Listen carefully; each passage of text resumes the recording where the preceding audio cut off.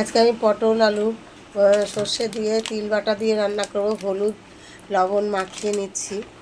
এইবার একটা কড়াইতে তেল গরম করে দিলাম। তেলটা গরম হয়ে গেছে, পটলগুলো দিয়ে দিচ্ছি।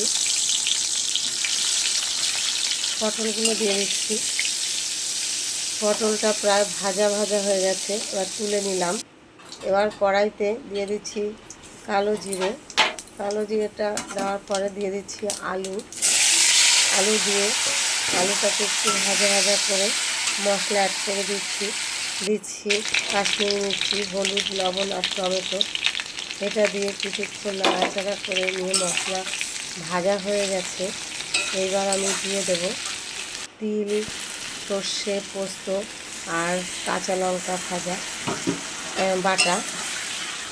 এবার আমি কষানো হয়ে গেছে, জল ঢেলে দিচ্ছি।